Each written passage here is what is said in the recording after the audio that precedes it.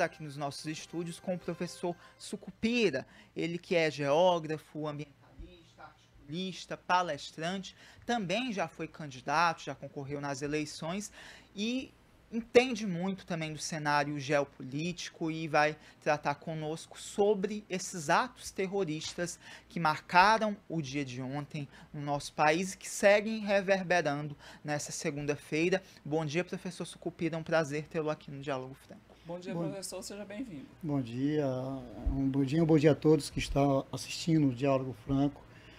Bom dia aos dois da mesa.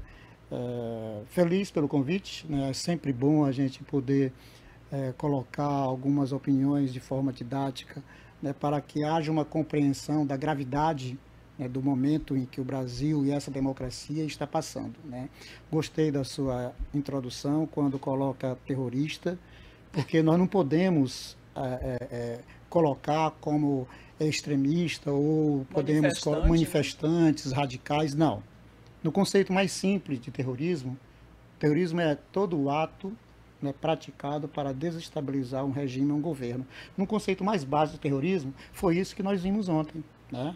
Um conjunto de ações, né, que foi muito bem articulada, muito planejada para atingir os três poderes que compõem o Estado, né, brasileiro, né?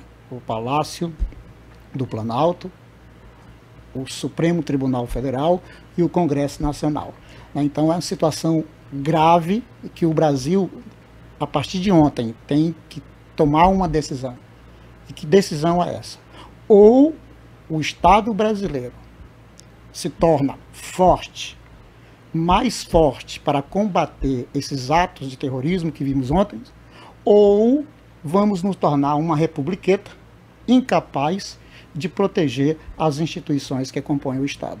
Professor, a gente viu no início aí, no final do ano passado, quando findou o processo eleitoral, a gente viu manifestações nas BRs, a gente viu um ensaio do que estava por vir. E a gente conversava aqui, eu e Franci, que até aquele momento ninguém tomou uma atitude. Ninguém se manifestou, deixou lá, ficou tudo tranquilo. E aí desaguou no que aconteceu ontem. O senhor acredita que se tivesse tido uma posição mais enérgica desde aquele momento das BRs, poderia reprimir esse movimento mais forte que aconteceu ontem ou não? Olha, eu vou um pouco mais antes desse evento dos caminhoneiros. Eu vou colocar todo o ano de governo Bolsonaro. Bolsonaro e o bolsonarismo se fortaleceu em função do discurso de confronto. Em que momento do governo Bolsonaro nós não tivemos confronto? Em que momento do governo Bolsonaro não foi de forma sistemática, né, a produção de confronto entre as instituições que compõem o Estado? Sabe? Os princípios do bolsonarismo estão no confronto. É a base do princípio, da discordância, da não aceitação. Né? Então, todo um conjunto de ações de 4 anos culminou na ação de ontem.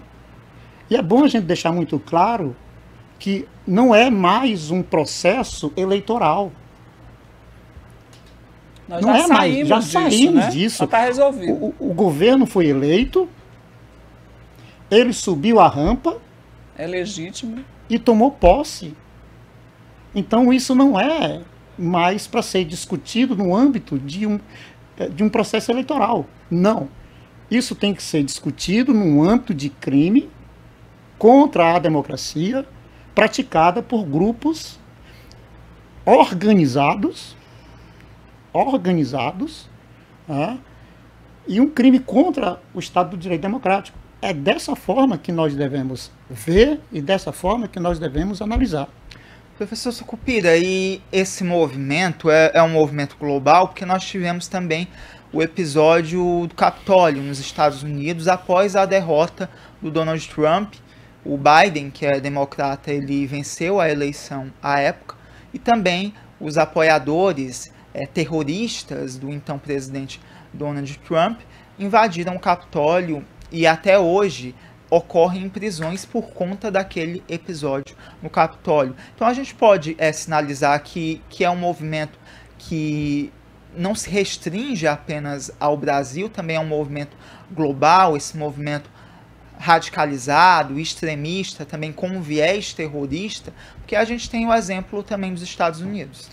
Olha, nós temos como parâmetro, né, a invasão do Capitólio, há 2 anos, mas esse crescimento, o fortalecimento, né, de fundamentalista da extrema-direita, ela ficou também evidenciada nas eleições francesas, né, onde nós tivemos a Marine Le Pen e Emmanuel Macron disputando, né, nós assistimos isso na França, com a presença marcante daquela prática que Donald Trump globalizou na sua campanha eleitoral e durante todo o seu governo, que foi o uso de fake news. Nós assistimos o crescimento e o fortalecimento dessas práticas na eleição, da última eleição, né, da chanceler Angela Merkel na Alemanha. Né, nós assistimos essa estratégia da extrema-direita, né, porque você tem dentro de grupos de partidos ou de esquerda ou de extrema-direita, aqueles que são fundamentalistas, que vão além do que é permitido em um debate político, onde é aceitável num debate político, né? E não fere a Constituição. Então, esses grupos, eles têm que ser combatidos, né? Com base na nossa Constituição, que rege, né, normatiza o comportamento nas suas várias esferas da sociedade. Existem os limites, não é, professor? Os limites. E ontem os limites ontem foram superados em vários aspectos. Né? É inconcebível, né? Nós assistimos uma marcha de 4.000 pessoas em direção ao centro do poder brasileiro, sabe, sendo observado pela polícia, né? O governo do Distrito Federal ontem deu de forma cabal a sua incapacidade. Omisso, né? É incapacidade e a omissão. É inadmissível. Ontem nós assistimos aquilo, né? Não foi à toa, né, que a repercussão internacional, né, de imediato, né, extremamente negativa. Nós tivemos Emmanuel Macron, né, o presidente francês, Pedro Sánchez, presidente da Espanha, Boric, presidente do Chile, Gustavo Pietro, presidente da Colômbia, né, Luiz Almagro, diretor-geral da Organização Mundial do Comércio, Antony Blinken, secretário de Estado norte-americano, Antônio Guterres, diretor-geral da ONU, declararam ontem apoio, sabe, ao governo. Isso de forma clara. O mundo já poda qualquer tentativa de golpe, porque a ação ontem foi uma ação golpista. Isso que eu ia lhe questionar, inclusive, porque há essa preocupação em todo mundo com essa escalada da extrema-direita. O senhor citou alguns exemplos, teve também o exemplo da Itália, né, que elegeu uma política ligada à extrema-direita. Então, os olhares do mundo estão direcionados ao Brasil para também resguardar a nossa democracia, ali resguardar o presidente Lula, que foi eleito democraticamente, para que sirva inclusive de exemplo para outras nações, que essa escalada da extrema-direita também não se replique em outras nações, porque a gente já vê, de certo modo, esse crescimento de terreno, ali também com base no nacionalismo, na defesa de pautas nacionais, que na verdade acaba sendo apenas uma desculpa, né, para levantar movimentos mais radicais, movimentos terroristas. Então, os olhares do mundo estão, nesse momento, direcionados ao Brasil para que, inclusive, se debele movimentos do tipo em outras nações. Né? Eu queria só pedir licença aqui ao professor Sucupira, ao France, para a gente ir direto aí para Brasília. Continuamos aqui no estúdio, não é, France? Com o professor Sucupira, fazendo a análise mais profunda dessa situação. Professor, a gente vê aí, desde ontem, as imagens de uma multidão invadindo aí os três poderes, mas a gente tem que olhar mais fundo o que está por trás dessa multidão. São os financiadores, são as pessoas que facilitaram o acesso aos gabinetes. É tão simples, professor, entrar num gabinete daquele, não tem uma segurança, não tem nada que impeça, qualquer pessoa pode entrar. Quem está por trás disso também deve ser punido, né? Olha, de fato, né, as facilidades para adentrar na sede dos três poderes ontem ficou evidenciado uma omissão extrema, a falta de Abriram ação. as portas, Abriram né? as portas. Você tem uma marcha você tem, antes da marcha, você tem 100 ônibus chegando ao Distrito Federal, com convites. Olha, vamos a Brasília, né, estejam convidados, está tudo pago. Quer dizer, então quem está pagando? Né? Quem está financiando?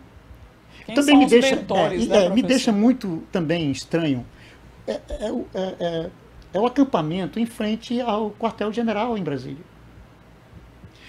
Estão lá acampados, fizeram o que fizeram, retornaram novamente para o quartel-general com a proibição da Polícia Militar de Brasília, depois do interventor ter assumido, de desmontar o acampamento.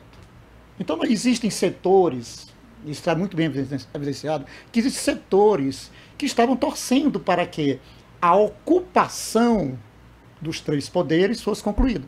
Qual era a ideia? Ocupar o Supremo, ocupar o Congresso Nacional, ocupar, né, o Palácio do Planalto e ali se permanecerem. Né, como se fosse a coisa mais simples do mundo. E se isso tivesse ocorrido, né, nós estaríamos assistindo até agora essa ocupação em instituições públicas da União. É um desrespeito total ao Estado brasileiro, à República Brasileira. E em função disso, o ministro Alexandre de Moraes viu base jurídica para afastar o governador, né, de Brasília por 90 dias. A AGU, a Advocacia Geral da União, né, de pedir a prisão, né, do secretário de Segurança do Distrito Federal. Né? Então, essas tomadas de decisão, a prisão, né, das pessoas que invadiram, depredaram e mostraram para o mundo uma ação muito bem orquestrada, já há dias, refletiu. Sabe, foi manchete no Wall Street Journal, foi manchete no Times, foi manchete no The Guardian, foi manchete no El País, né? Jornais globais, de dimensão global. Então, os países democráticos, as sociedades democráticas, viram no Brasil algo muito mais grave do que a ocupação do Capitólio nos Estados Unidos.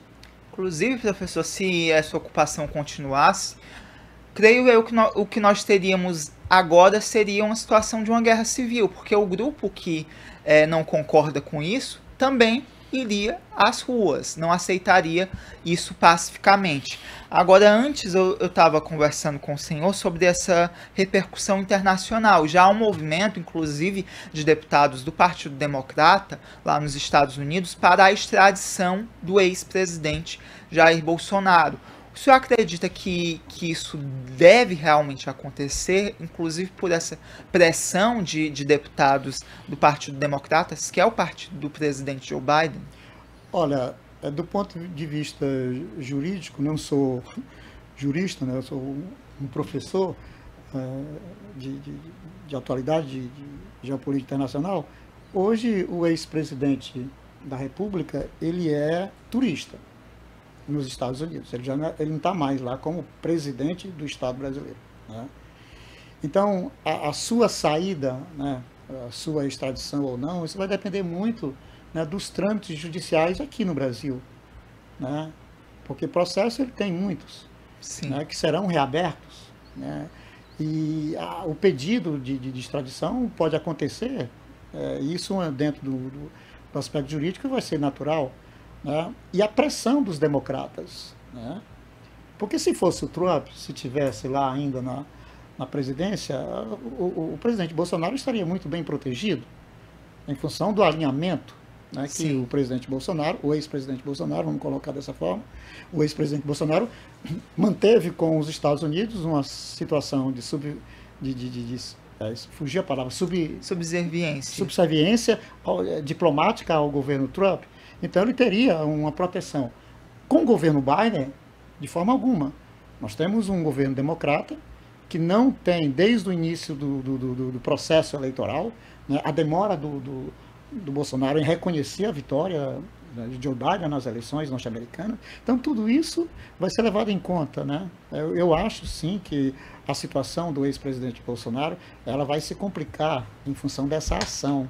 E fica muito estranho, né, o pedido de férias do secretário de Segurança e viajar para onde está o ex-presidente dos Estados Unidos, né, na Califórnia. Tem que ser feita aí uma investigação bem ampla, viu, professor? E no caso do Anderson Torres, já inclusive o pedido, né, da AGU para que ele seja preso. Então, nesse caso, já está mais avançado do que o processo envolvendo o presidente Jair Bolsonaro, porque ele, inclusive, foi às redes sociais ali tentando se afastar desses atos terroristas. Mas em relação ao Anderson Torres, ainda ontem a AGU solicitou a prisão dele e caso seja concedida essa prisão, pode-se pedir a extradição dele aos Estados Unidos e creio eu que não teria nenhum problema por conta desse alinhamento político entre o presidente Lula e o Biden, que inclusive classificou esse ato aqui no nosso país como um ato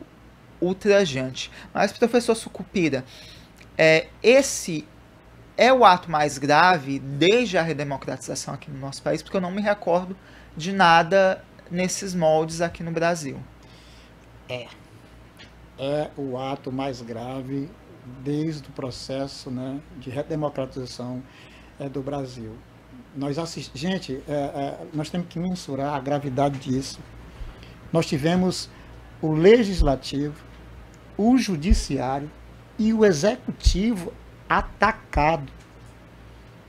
Sabe, os três poderes que compõem o Estado foram atacados. Isso é muito mais grave do que o Capitólio, que foi apenas na questão da Câmara. Não. Sim. Foi no Supremo Tribunal Federal, foi no Congresso Nacional e foi no Palácio do Governo. Então, isso é gravíssimo, isso não pode passar como no ditado, isso não pode passar em branco.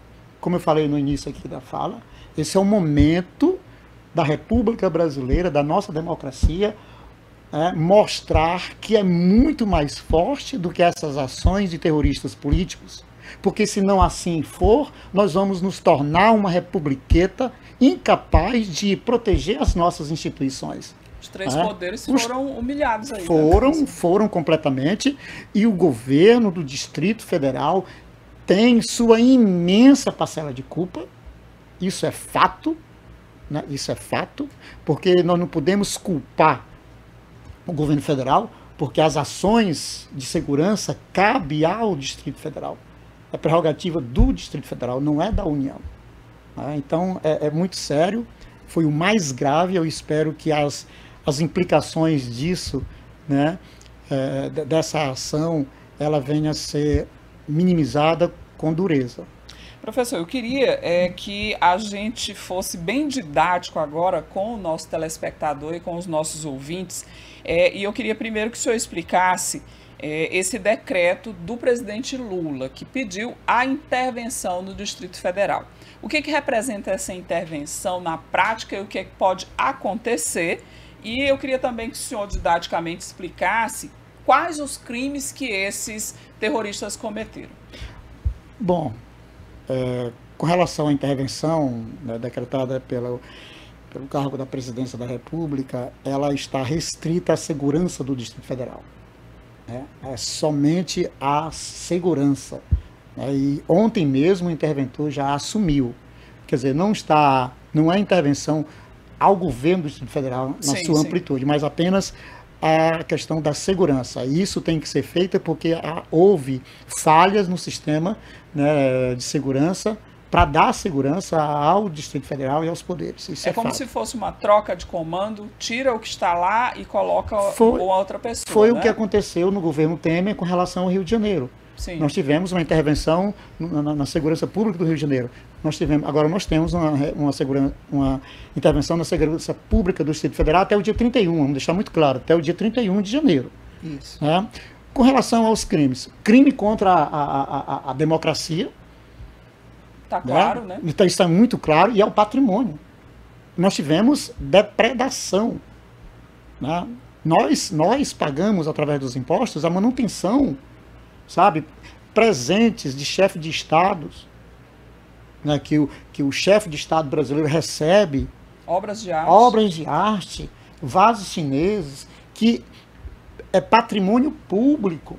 Não foi dado ao presidente X, Y ou Z. A nação. Foi dada à nação brasileira. Então, foram depredados.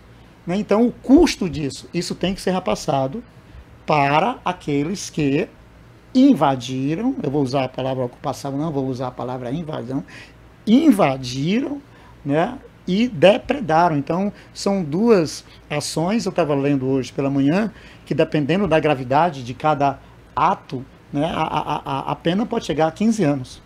E até a galeria, né, de ex-presidentes, desde que virou república, vai ter que ser refeita totalmente, porque não tem mais nenhum vestígio, né? É verdade. Praticamente prejuízo grande. Ainda é incalculável o dano, né? Porque sim, além de toda a estrutura que foi destruída pelos terroristas, também obras de arte foram danificadas, então o cálculo desses prejuízos ainda vai demorar. A AGU, que inclusive quer também que esse grupelho de terroristas seja também responsabilizado pela restauração dos prédios e também das obras de arte. Mas, professor, se fala muito do ex-presidente Jair Bolsonaro e dele insuflar esses atos terroristas, mas nós temos também exemplos de parlamentares, deputados federais, senadores que incentivavam esses atos terroristas, que até ontem tentavam relativizar essa questão, diziam apenas que eram manifestantes insatisfeitos com a falta de transparência nas eleições, e parlamentares que foram eleitos por esse sistema, pelo sistema eletrônico, que se beneficiaram do nosso sistema, do nosso regime democrático. Tem alguns aí que estão, inclusive, há décadas sendo eleitos nas urnas eletrônicas. Esses também devem ser responsabilizados, devem ser punidos para servir de exemplo para outros, porque o que a gente vê são aí blogueiros, figuras políticas patéticas que surfaram nessa onda do bolsonarismo, incentivando um golpe militar, sendo que eles foram eleitos pelo sistema eletrônico nacional, no regime democrático. Então, esses também devem ser alvo das investigações, professor? Devem e já estavam sendo, né? Nós assistimos o Supremo Tribunal Federal em processos, né, que foram iniciadas por diversos órgãos federais com pedido de prisão, né, de fechamento de blogs, né, de canais no YouTube. E isso nós já estávamos assistindo, essas ações do Estado brasileiro reprimindo, né, essa propagação de discursos antidemocráticos, discursos de ódio, sabe? Eu costumo dizer que o governo Bolsonaro deu voz a vozes putrefatas, né, sem receio de punição. Então, ganhou voz, ganhou força, certo? Cresceu muito, né? Essas pessoas emergiram, né, da obscuridade, né? E a viagem fuga do ex-presidente Bolsonaro aos Estados Unidos, ela só é um reflexo do que foi o governo Bolsonaro depois da derrota no segundo turno, onde o vácuo não oficial ficou, né? Veio da obscuridade o governo Bolsonaro, saiu de forma obscura também, retratando o que foi os 4 anos, e a única herança que esse governo deixou, de fato, foi essa ação, né? Essa ação que vem ser uma convergência de ações ao longo de 4 anos. Então, o que aconteceu ontem é uma convergência, sabe, de ações, de discurso, que foi sendo, sabe, foi ganhando musculatura ao longo de 4 anos do governo. Isso não surgiu de uma hora para outra, gente. Certeza. Né? Isso foi um fortalecimento, sabe, ao longo de 4 anos, que culminou com aquele processo de ontem.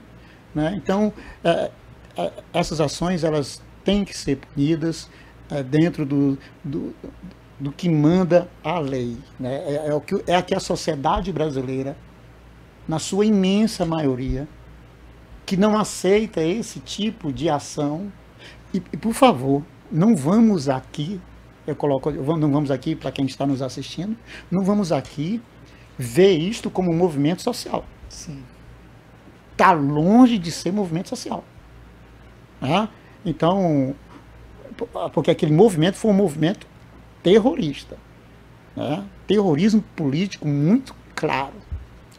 Voltado para a destruição, não é, professor? A gente tem muitas informações nos meios de comunicação nacionais de que aconteceram roubos de objetos valiosos, de alimentos, de objetos tecnológicos de dentro dos gabinetes dos 3 poderes. Então, assim, o que a gente pode tirar de uma informação dessas, né, professor? É de que aquele discurso acima do bem e do mal, de respeito à sociedade, à família, é vazio, né? Quando se rouba. E para ficar mais chocante ainda, esses atos, esses roubos, os manifestantes entravam nos prédios dos 3 poderes cantando e chamando o presidente Lula de ladrão. Então, fica meio complicado, né, você fazer uma afirmação dessa quando você também se propõe a roubar. É difícil, viu, professor? Mas a gente agradece sua participação aqui no Diálogo Franco, embora ainda estejamos perplexos com tudo que aconteceu. É como aquela história dos memes, eu não acredito, e eu olhando também não acredito no que aconteceu. É muito chocante, muito chocante. A gente está tentando ainda se acostumar com as imagens. A única coisa que as pessoas têm certeza, né, da informação é que essas imagens não são fake news. Essas aí, pela primeira vez na história, são reais, viu? Não são foram criadas reais. Nem montadas, né, professor? É verdade. Professor, muitíssimo obrigada pela gentileza de atender nosso convite. É muito importante a sua participação, a sua fala como uma pessoa que é estudiosa desse assunto, para que os nossos telespectadores e ouvintes saibam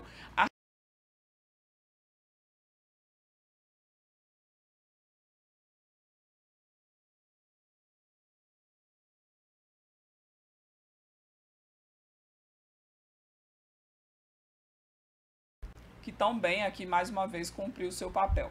Muitíssimo obrigada, professor. Um ótimo dia para o senhor. Vamos aguardar aí os desdobramentos, né? Muito obrigado, professor. E nós esperamos o senhor aqui mais vezes no Diálogo Franco para ter essa conversa, uma conversa muito, muito boa e esclarecedora. Muito obrigado e tenha um bom dia. Bom dia a todos, eu que agradeço. Um bom dia a todos que nos assistiram nesse momento. E a gente aí aproveita, vai para um rápido intervalo.